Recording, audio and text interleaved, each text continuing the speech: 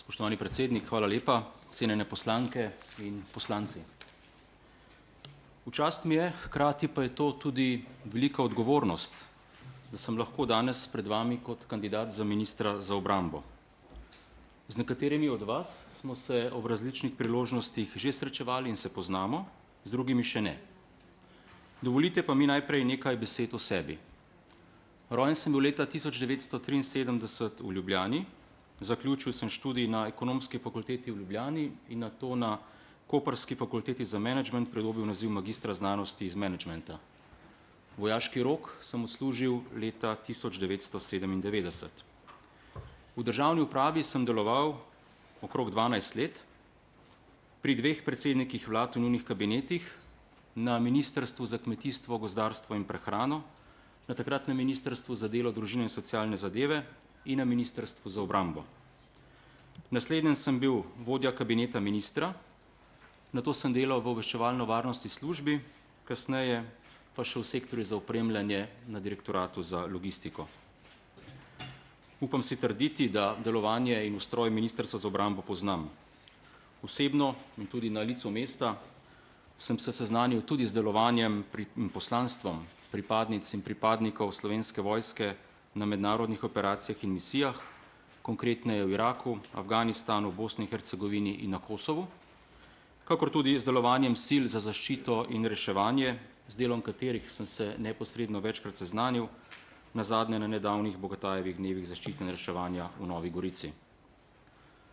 Leta 2015 sem odšel v gospodarstvo, kjer sem se zaposlil v sistemu telekomunikacijske družbe T2 in najprej prevzel vodenje hčerinske družbe, ki se je v letu 2018 s 75 zaposlenimi uvrstila med 100 najhitreje rastočih gorenjskih gazel. Leta 2020 pa sem bil imenovan za predsednika uprave Dars, kjer sem delal do novembra 2023. Sedaj sem samostojni podjetnik, sem pa tudi lastnik in direktor družbe, ki se ukvarja s poslovnim svetovanjem.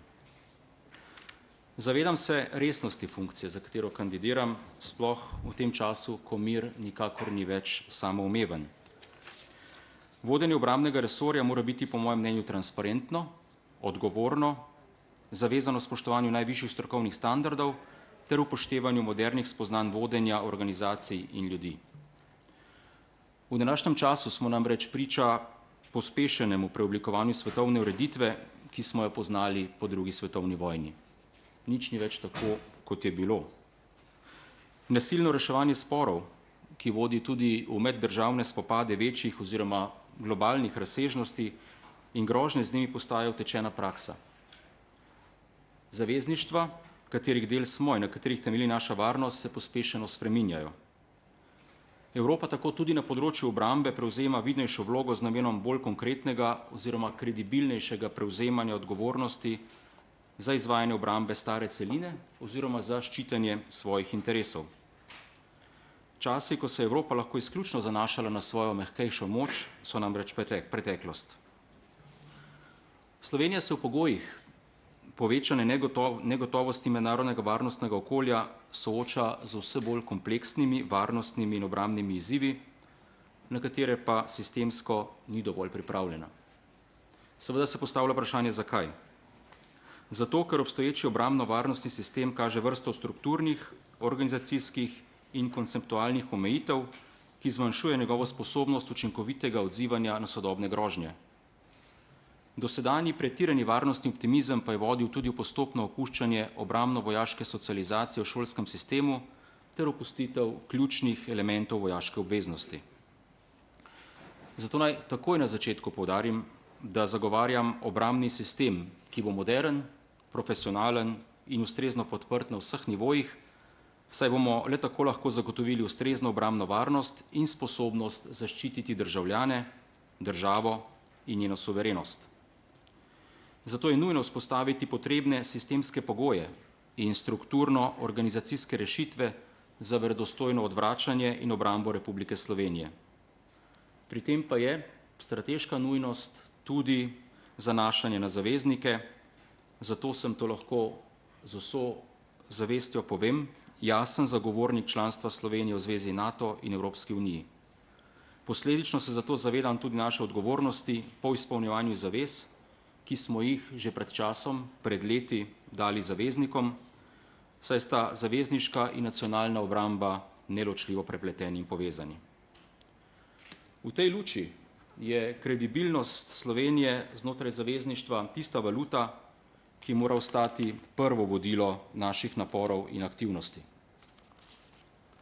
Zato me presenečajo in tudi žalostijo medijska sporočila glede nekonsistentnosti našega poročanja o procesih posvetovanja z NATO-om glede obrambnih izdatkov.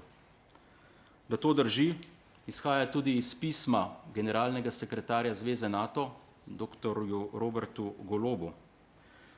V njem je med drugim zapisal: dolgotrajno nizka uvrstitev Slovenije glede obrambnih izdatkov slabi našo kolektivno varnost v času, ko si prizadevamo prerazporediti breme in zagotoviti močnejšo Evropo v močnejšem NATO.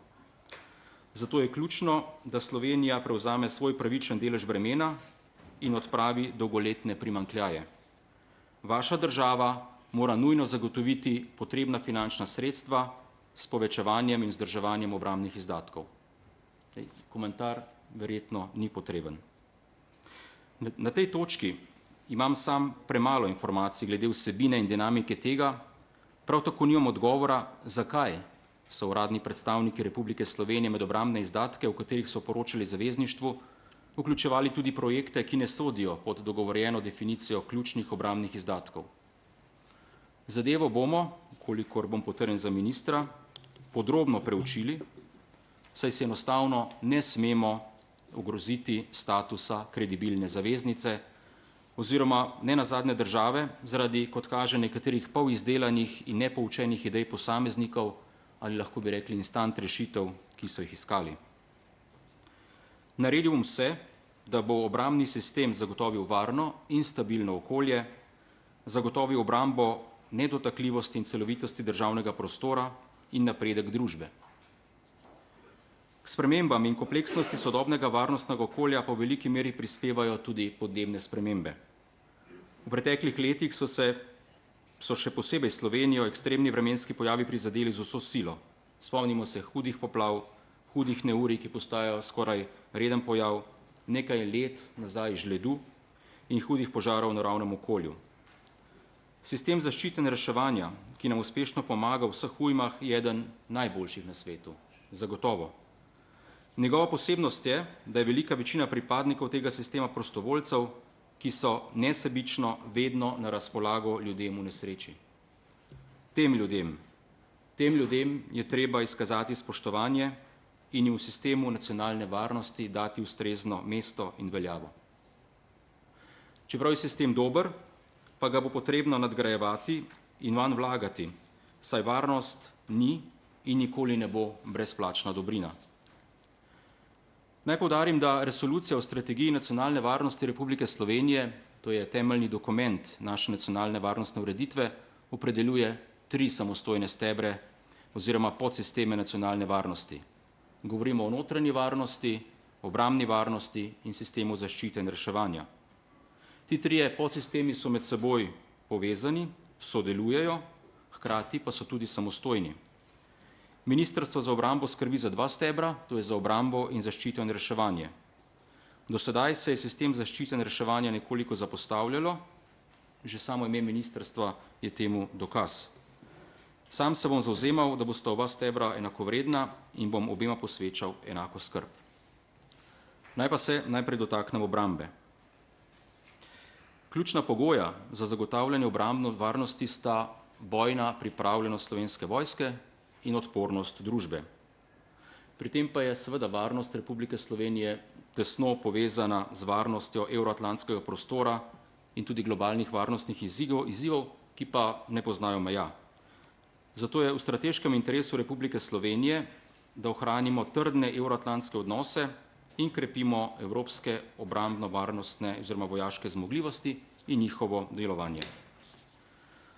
Učinkovito delovanje in razvoj Slovenske vojske temelji na prizadevanjih Republike Slovenije in njene družbe za ustrezno organizirano ter pripravljeno obrambo nacionalnih interesov in ciljev ter na celoviti integrirani povezavi nacionalne obrambe s kolektivno obrambo v NATO in medsebojno pomočjo Evropske unije ter solidarnostno klavzulo v njej.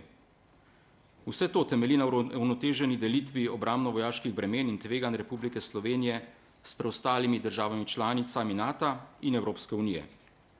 Vojaško delovanje se tako s kopnega, morja in zraka širi na novi domeni, to je na domeni kibernetskega prostora in tudi vesolja, ter krepi v elektromagnetnem spektru in kognitivni dimenziji. To pomeni, da se države ne borijo več samo z orožjem, ampak tudi z informacijami, tehnologijo in pa nadzorom nad podatki.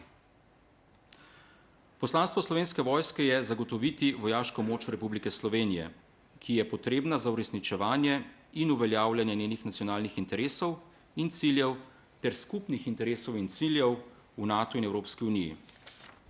Slovenska vojska z vojaškim prispevkom k mednarodnemu miru, varnosti in stabilnosti, ob upoštevanju seveda mednarodnega prava, lahko pomembno prispeva k kredibilnosti izražanja in uveljavljanja interesov ter ciljev Republike Slovenije.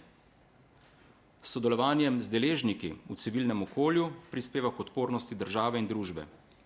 S hitrejšim razvojem ustrezno sposobnih, pripravljenih, odzivnih, odpornih, vzdržljivih in povezljivih vojaških sil bomo nedvomno izboljšali obrambno sposobnost Republike Slovenije. Razvoj sodobnega obrambnega resorja majhne države zahteva zagotovo premišljen pristop, kot tudi upoštevanje številnih dejavnikov. Kot minister bom predvsem spodbudil implementacijo vsega do sedaj zapisanega, kar še ni načel zob časa, saj ni nikakršna skrivnost, da smo vedno znali pisati poglobljene dokumente, vendar se nam je žal zaradi različnih razlogov zatikalo pri implementaciji. Po moji oceni, ki pa je podprta z jasno izraženimi stališči mnogih strokovnjakov, so kadri še vedno glavni izziv naših obrambnih sil. Njihova ustrezna porazdelitev glede na prioritete, pravim razmerjem med aktivnim in rezervnim sestavom in tudi seveda izzivi pri pridobivanju novih kadrov. Trenutno je po javno dostopnih podatkih v profesionalni sestavi 6175 pripadnikov Slovenske vojske, v pogodbeni rezervi pa 1448. Govorimo torej o dobrih 7600 pripadnikih Slovenske vojske, kar je daleč od zastavljenega cilja 10 000, ki ga določajo resolucija o splošnem dolgoročnem programu razvojno opremljene Slovenske vojske iz leta 2025 in tudi predhodni dokumenti, ki so postavljali podobne ambicije. To pomanjkanje, ta razkorak je odraz večjih dejavnikov, v prvi vrsti zagotovo demografskih, spreminjanja družbe kot celote in njenih pogledov na obrambni sistem, ter nazadnje njegov pomen in status. Na operativno pripravljenost Slovenske vojske kritično vpliva predvsem pomanjkanje specifičnih strokovnih profilov, kot so različni tehnični strokovnjaki, logistiki, inženirji in podobno. In tudi, kar je zaskrbljujoče, neprimerno visoka povprečna starost slovenskega vojaka. V Sloveniji je slovenski vojak v povprečju star 37 let, v Franciji 32, v Združenem kraljestvu pa le 30. V Sloveniji je povprečna starost podčastnika 48 let in častnika 46 let. Razmerje med vojaki, podčastniki in častniki je porušeno, saj je glede na postavljene ambicije vojakov bistveno premalo, delež visokih činov, govorimo o činih od majorja do polkovnika, pa prevelik. Ko to primerjamo z velikostjo vojske in njeno vzdržljivostjo glede na velikost prebivalstva, se številka ne izide. Prihaja do tako imenovane hiperinflacije visokih činov. Zato bodo eni ključnih ciljev v naslednjem mandatu prvič sistematično pridobivanje kadra, drugič dolgoročna stabilizacija kadrovskih tokov ter tretjič kombinacija profesionalne in rezervne komponente. Zavzemal se bom za povečanje deleža vojakov ter za zajezitev nesorazmerij v strukturi visokih činov. Zavedam se, da je kadrovska problematika prisotna že nekaj časa. Prav tako je bilo vpeljanih kar nekaj rešitev, dobrih rešitev in mehanizmov za izboljšanje te slike. Vendar pa vzdrževanje števila vojakov s tem, da se upokojene visoke častnike premešča v pogodbeno rezervo, ni rešitev. Bomo pa preizkušene dobre prakse, ki smo jim bili priča, okrepili in poglobili. Dejstvo pa je tudi, da smo demografsko, kot država, demografsko omejeni, zato je tudi kontinuirano postavljanje nekih preambicioznih in nerealističnih ciljev, predvsem glede manevrskega dela Slovenske vojske, lahko tudi kontradiktorno in destimulativno. Zdaj, verjetno se lahko vsi v tej dvorani ali pa vsaj velika večina od nas strinja, da kljub razlikam v slovenski politiki obstaja nenapisan konsens, da je Slovenska vojska naša in v službi domovine. V tej luči se bom, kolikor bom izvoljen za ministra, zavzemal za večjo privlačnost vojaškega poklica. Vendar pa, ko govorimo o privlačnosti, to ni samo ustrezno nagrajevanje, ampak tudi ustrezni pogoji za življenje za mlade, mlajše pripadnike Slovenske vojske, kot je na primer rešitev stanovanjskega vprašanja. Vse skupaj pa se začne pri samem dojemanju vojaškega poklica v družbi. Zato so potrebne promocijske kampanje, ki bodo ugled vojaškega poklica povečale, predvsem med mladimi. Vojaška služba mora biti predstavljena kot pomembna in častna izbira, ki nudi priložnosti za osebni razvoj, tehnično usposabljanje in tudi seveda karierno napredovanje. Seznanjanje mladih z vojaškim poklicem je ključnega pomena, zato sem velik podpornik vojaških taborov, ki jih Slovenska vojska pripravlja za mladino. Premisliti pa je potrebno tudi o načinu seznanjanja mladih z varnostnimi in državljanskimi vsebinami, ali če želite z obrambnim sistemom in osnovami obrambe, pa tudi s področji domoljubja, civilne zaščite, prve pomoči, hibridnih in kibernetskih groženj ter odgovornega ravnanja v krizah že v osnovni in srednji šoli. Slovenska vojska namreč nam ne sme biti blizu samo takrat, ko nam pride pomagati v primeru poplav, temveč mora biti stalno prisotna v naši zavesti kot institucija, na katero smo ponosni, vedno in ne glede na okoliščine. Slovenska vojska ima tudi preveč poveljstev, ki so preobsežna. Generalštab, poveljstvo sil, poveljstvo za doktrino, razvoj in izobraževanje in usposabljanje, poveljstvo za podporo in nazadnje še poveljstvo prostorskih sil, temu pa lahko prištejemo še poveljstva brigad, polkov in tako naprej. Enote, ki pa predstavljajo mišico obrambe, pa so žal katastrofalno popolnjene. Teritorialni polki recimo so skoraj niso popolnjeni. Težišče bojne moči se namreč danes premika na nižje taktične ravni. Bataljonske in četne bojne skupine postajajo osnovni nosilci zmogljivosti, medtem ko brigada prevzema predvsem vlogo organizacijskega in upravljalskega vozlišča z visoko stopnjo modularnosti in prilagodljivosti. Vztrajanje na sedanji organizaciji, kjer imamo ogromno tako imenovanih votlih enot, je enostavno nesmiselno. Številna poveljstva sicer ustrezajo hiperinflaciji visokih častnikov, o katerih sem prej govoril, ne pripomorejo pa nikakor k večji učinkovitosti obrambnih sil. Če bom imenovan za ministra, bo ena mojih prvih usmeritev, naj se število formacijskih mest v poveljstvih racionalizira, vojaška organizacija pa naj se prilagodi realnim razmeram. Na vsak način toliko poveljstev vojska ne potrebuje. Zavzemam se za izdatno krepitev kibernetske obrambe, poudarek mora biti tudi na zaščiti vojaških omrežij, stalnemu nadzoru, odzivanju incidente, testiranju odpornosti ter usposabljanju na področju kibernetske varnosti ob sistematičnih vlaganjih v opremo, tehnologijo in znanje. Opremljanje Slovenske vojske mora skladno z naravo grožnje temeljiti tudi na izkušnjah iz sodobnih bojišč. Omenimo lahko Ukrajino, Iran in seveda s pogledom v grožnje prihodnosti ter tudi na navezanost integracijo z našimi zavezniki. Pri tem bi omenil hipersonično orožje, umetno inteligenco, kvantne računalnike. Kljub vsemu pa so oklepna vozila še vedno potrebna in bodo ostala temelj za izgradnjo enot, pa naj bodo v njih ljudje ali nekoč roboti. Seveda v povezavi z novimi multiplikatorji učinkov, predvsem v kombinaciji posadkovnih in brezposadkovnih vozil ter platform. Nadgradnja obrambnega sistema zahteva postopno in premišljeno zmanjšanje odvisnosti od dragih platform ter prehod na razpršene, cenovno dostopne sisteme, kot so brezposadkovni sistemi in lebdeče strelivo. Naj pa poudarim, da brezposadkovni sistemi kljub temu, da so nujno potrebni, ne morejo biti edina rešitev pri opremljanju Slovenske vojske, so pa ustrezna dopolnitev obstoječih oborožitvenih sistemov. Skupaj z brezposadkovnimi sistemi moderno bojišče zahteva tudi vpeljavo umetne inteligence, naprednega elektronskega bojevanja in robotike. Vse to bom, če bom imenovan za ministra, imel v mislih pri porabi sredstev za opremljanje Slovenske vojske. Poleg investicij v opremo, ki dviguje bojno moč, pa so nujne tudi investicije v vojaško infrastrukturo, kot so na primer vadišča, v komunikacijsko omrežje, obveščevalno-informacijske sisteme in druge infrastrukturne elemente, ter predvsem redna preverjanja delovanja skozi vaje tako manevrskega tudi rezervnega dela Slovenske vojske. Civilna obramba mora skupaj z vojaško obrambo tudi v prihodnje zagotavljati razvoj obrambnih zmogljivosti države za odzivanje na grožnje ter tveganja nacionalni varnosti. Družbena kohezija in kognitivna odpornost prebivalstva ne dosegata ravni, ki bi bila skladna s sodobnimi varnostnimi izzivi.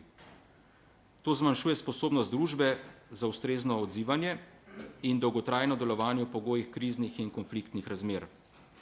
Razvoj in usposabljanje civilne obrambe ter pripravljenost prebivalstva na morebitne krizne situacije so zato ključni za odziv na različne varnostne grožnje. Ministrstvo za obrambo je izvaja odpornost leta 2023 in ukrepi, ki so vaji sledili, začrtalo korake za dvig odpornosti družbe in mi bomo poskušali te zadeve še nadgraditi. Na področju modernizacije in opremljanja Slovenske vojske bomo izhajali iz jasnega cilja. Zagotoviti učinkovito, moderno in kredibilno Slovensko vojsko ter okrepiti vlogo ter predvsem povrniti kredibilnost Slovenije v zavezništvih NATO in Evropski uniji. Pri tem pa bomo, poudarjam, pred nadaljevanjem ključnih projektov izvedli temeljite revizije, da dobimo odgovor o njihovi smotrnosti in zakonitosti ter zagotovimo preglednost ter optimalno porabo proračunskih sredstev. V ospredje kot ključne projekte postavljamo nadaljevanje projekta in vzpostavitev srednje bataljonske bojne skupine in spremljajočih aktivnosti. Pri tem, kot sem že poudaril, nikakor niso zanemarljive tudi izkušnje sodobnih bojišč v Ukrajini in tudi v Iranu, ter jih bo potrebno v tej luči tudi preučiti. Nadalje omenjam nadgradnjo zračne obrambe z raketnimi sistemi IRIS-T, za katero verjamem, da je ena redkih zgodb po uspehu, krepitev artilerije s sistemi Cezar 155 mm in razvoj večnamenskih helikopterskih zmogljivosti. Poseben poudarek bomo namenili tudi sodobnim zmogljivostim, kot so brezpilotni sistemi, dronska in protidronska obramba, kibernetska varnost ter obveščanje, nadzor in izvidovanje. Hkrati pa bomo okrepili sodelovanje z domačo obrambno industrijo, spodbujali raziskave in razvoj ter vlagali v ključno infrastrukturo, kot so skladišča, strelišča in logistični objekti. Naše nabave bodo temeljile na preverjenih in interoperabilnih sistemih, ki so že v uporabi, poudarjam, ki so že v uporabi znotraj zavezništva, pri čemer bomo v največji možni meri izkoriščali skupna naročila več držav članic in partnerskih držav ter mehanizme sodelovanja znotraj zavezništva in Evropske unije, torej brez posrednikov. Govorim tudi o sistemu vlada-vladi. Naš cilj je namreč jasen, povečati obrambne zmogljivosti države, okrepiti domačo obrambno industrijo ter povečati našo samozadostnost oziroma vzdržljivost, hkrati pa utrditi Slovenijo kot zanesljivo in odgovorno partnerico v mednarodnem varnostnem okolju. V spremenjenem varnostnem okolju obrambni sistem potrebuje izrazit in poudarjen obveščevalno-varnostni segment. Spremljanje in analiza varnosti groženj ter prilagajanje organizacije, strukture in načrtov glede na spreminjajoče se okoliščine so ključnega pomena. Trenutna organiziranost obveščevalno-varnostne podpore temelji na organizaciji iz 90-ih let in je, roko na srce, preživeta. Nosilka obveščevalno-varnostne podpore na obrambnem področju je obveščevalno-varnostna služba, ki pa ni del Slovenske vojske, ampak del upravnega dela ministrstva. Predvsem pri obveščevalni podpori vojski prihaja do ozkih grl, saj OVS z informacijami, za katere sama oceni, da so potrebne, oskrbi le vrh Slovenske vojske. Poleg tega je OVS tista, ki varnostno nadzira Slovensko vojsko, preiskuje kazniva dejanja v Slovenski vojski, hkrati pa je tudi obveščevalno podpira. Iz lastnih izkušenj vam lahko povem, da v Slovenski vojski zato ni dojemanja, da je OVS del sistema, ampak je bolj nujno zlo. Potrebno je oblikovanje obveščevalno-varnostnega sistema, ki bo služil svojemu namenu, zato se bom potrudil, da sistem preoblikujemo, reorganiziramo in ga prilagodimo potrebam. Skozi svojo predstavitev sem že nekajkrat omenil pomen kolektivne obrambe in našo vpetost v zavezništva, pa naj to še nekoliko bolj natančno pojasnim. Dileme o članstvu Slovenije v NATO v tem trenutku v praksi ni. Pri tem pa ne gre za to, da bi bilo zavezništvo popolno, ampak za to, da realne alternative za zagotavljanje naše varnosti v teh geopolitičnih razmerah praktično ni. Slovenija je geografsko majhna in odprta država, ki leži na stičišču Srednje Evrope in Balkana, zato nima realnih pogojev, da bi postala nevtralno območje, ampak kvečjemu območje, kjer je prisoten varnostni vakuum. Hkrati kolektivna obramba v okviru NATO za Slovenijo nima prave alternative, saj bi morala Slovenija za samo obrambo zgraditi cel spekter obrambnih zmogljivosti, ki pa bi bil mnogo manj učinkovit in stroškovno veliko dražji. Čeprav se pri tem kot možna alternativa pogosto omenja tudi evropska obramba, pa je potrebno poudariti, da v tem trenutku Evropska unija nima primerljivega sistema kolektivne obrambe, saj nima ne enotne vojaške strukture, kot tudi ne številnih ključnih vojaških zmogljivosti in ne nazadnje niti ambicij zamenjati NATO. Evropska unija lahko tako v tem trenutku pri zagotavljanju kolektivne obrambe NATO dopolnjuje predvsem skozi krepitev skupnih zmogljivosti in evropske obrambne industrijske baze, ne more pa ga nadomestiti. Če torej hočemo, da je za Slovenijo NATO resničen garant varnosti, pa moramo pokazati, da smo zanesljiv, sposoben in politično relevanten zaveznik. Da bomo to dosegli, je tako treba zagotoviti prvič stabilno in verodostojno financiranje obrambe, drugič modernizacijo in operativno sposobnost ter kadrovsko stabilnost in profesionalizacijo Slovenske vojske, tretjič aktivno sodelovanje v NATO-vih naporih za večjo obrambno pripravljenost Evrope skozi operacije, misije in druge ustrezne napore, ter četrtič politično zanesljivost in strateško pripadnost. Pri tem je najpomembnejše, da Slovenija tudi zaradi lastne kredibilnosti začne izpolnjevati lastne zaveze do NATO v zvezi z izgradnjo ključnih vojaških zmogljivosti, oziroma da Slovenska vojska končno preide iz deklarativne strukture v realno razpoložljive sile. V današnjem nestabilnem okolju je namreč glavno vprašanje, katere vojaške enote lahko Slovenija dejansko uporabi v 30 oziroma 90 dneh. Lakmusov test kredibilnosti bo dejanska izgradnja srednje bataljonske bojne skupine. Za potrebe tega je treba v najkrajšem možnem času kupiti sodobna bojna vozila ter odpraviti pomanjkljivosti pri ognjeni podpori, logistiki in sistemu obveščanja, izvedovanja in nadzora. S tem povezana je tudi kadrovska prerazporeditev stalnega sestava, ki bo omogočila postopno prevzemanje tehnike in delovanja ključnih enot, kar lahko storimo takoj in brez dodatnih stroškov.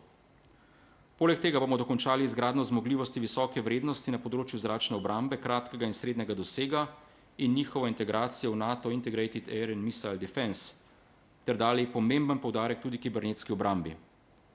Realno usposobljenost enot Slovenske vojske, ki so vključene v NATO-ve cilje sil, pa bomo ob integraciji zavezniških sil zagotavljali z izvajanjem oziroma sodelovanjem v periodičnih, kompleksnih in večrodovnih vajah, ki temeljijo na realnih scenarijih visoke intenzivnosti. Sistem varstva pred naravnimi in drugimi nesrečami je sistem, na katerega smo zagotovo lahko vsi ponosni. Sistem deluje dobro, mnogi nam ga zavidajo, bom pa naredil vse, kar je v moji moči, da bo deloval še bolje. 21. januarja letos je bil na Brdu posvet o dosežkih obeh podsistemov nacionalne varnosti, ki delujeta znotraj Ministrstva za obrambo. Pri predstavitvi obrambnega sistema je Ministrstvo za obrambo, načrtno ali ne, sistem varstva pred naravnimi in drugimi nesrečami umestilo pod obrambni sistem, bolj natančno pod civilno obrambo, kar je seveda sprožilo odločno reakcijo tako poveljnika civilne zaščite, kot tudi poveljnika Gasilske zveze Slovenije, dveh ključnih mož sistema. Dogodek je pokazal, da sistemu varstva pred naravnimi in drugimi nesrečami še vedno marsikdo odreka samostojnost, ki mu jo sicer doteljujejo že sprejeti strateški dokumenti o nacionalni varnosti in ga želi enostavno umestiti pod obrambo. Zagotavljam vam, da bom sam ravnal drugače. Sistem bo dobil ustrezno, enakovredno mesto, kot mu pripada. Poveljnik Gasilske zveze Slovenije Zvonko Glažar je dejal, da sistem potrebuje večjo samostojnost in večjo samostojnost bo tudi dobil. Uprava za zaščito in reševanje Republike Slovenije usmerja sistem, je nekako upravni organ sistema, če se smem tako izraziti. Upravi bom zagotovil enako samostojnost znotraj Ministrstva za obrambo, kot jo ima Slovenska vojska. Naročil bom revizijo podzakonskih aktov in upravi omogočil samostojno delovanje v okviru organov v sestavi. Uprava je namreč trenutno pri svojem delovanju vezana na upravni del Ministrstva za obrambo, ki jo na številnih točkah, tako pri kadrih, nabavah, financah, omejuje in prekomerno nadzira, kar ni potrebno. V času ministra Tonina je bilo dobro zastavljeno formiranje Vseslovenskega centra za zaščito in reševanje, ki bi bil postavljen v Šentvidu na robu Ljubljane. Takoj po prihodu ministra Šarca pa so projekt ukinili in načrtovali center na Igu, vendar pa se v 4 letih stvari žal niso bistveno spremenile. Tak vseslovenski center bi združeval na enem mestu upravo za zaščito in reševanje ter zagotavljal prostore ključnim silam sistema varstva pred naravnimi in drugimi nesrečami. Res je, da se marsikdaj omenja le gasilce, vendar imajo v tem sistemu enako pomembno vlogo še drugi. Naj omenim gorske reševalce, pa jamarske reševalce, potapljače, kinologe, Rdeči križ, Slovensko Karitas, skavte, tabornike ter številne druge. V javnih reševalnih službah tako deluje skupaj okoli 37.000 oseb, prostovoljcev, ki predstavljajo nenadomestljivo osnovo tega sistema.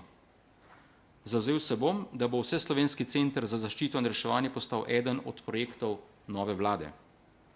Naredil bom vse, kar je v moji moči, da se izgradnja centra pospeši, kolikor je le mogoče, in da sistem in Slovenija dobita center, kot se ga zaslužita. Vsi smo bili priče operativno pomanjkljivemu uvajanju sistema SIAlarm, novega nacionalnega sistema za nujno obveščanje prebivalstva prek mobilnih telefonov v Sloveniji. Zavzel se bom, da bo SIAlarm postal zanesljivo in pomembno orodje v sistemu alarmiranja. Trenutni klicni centri 112, ki delujejo pod upravo za zaščito in reševanje, delujejo na 13 lokacijah. Naj opozorim, da ima policija za številko 113 8 operativno-komunikacijskih centrov, zdravstvo pa samo 2 dispečerska centra. V prvi fazi se bom zavzel, da se takoj upelje tehnična rešitev, ki bi morala že obstajati, da klicni centri 112 lahko prevzamejo klic kjerkoli po Sloveniji. Na ta način lahko priskočijo na pomoč centru, ki je zaradi takšnega ali drugačnega izrednega dogodka preobremenjen s klici in ga razbremenijo. Telefonski klici občanov, ki so v stiski, pa tako ne ostanejo neodgovorjeni. V drugi fazi pa bo, glede na to, da smo v dobi digitalizacije, potreben strokovni razmislek o morebitni racionalizaciji klicnih centrov po vzoru policije. In da smo si na jasnem, ne govorimo o kakršnemkoli ukinjanju izpostav uprave za zaščito in reševanje, ki jih zagotovo potrebujemo na terenu. Sistem varstva pred naravnimi in drugimi nesrečami temelji na prostovoljstvu. V Sloveniji se nekateri premalo zavedajo, kako ogromno breme nosijo prostovoljci ob naravnih in drugih nesrečah. Če bom imenovan za ministra, se bom sestavil z vsemi organizacijami, ki delujejo znotraj sistema, se z njimi pogovoril, kako lahko kot država pomagamo. Danes se namreč vse vrti okoli denarja, vendar pa pri prostovoljcih ni glaven denar, drugače prostovoljcev enostavno ne bi bilo. Pogledali bomo, kje so še administrativne ovire in kako lahko prostovoljstvo deluje še bolje. V zadnjem času je sistem varstva pred naravnimi in drugimi nesrečami pridobil tudi novo zmogljivost, to so letala za gašenje.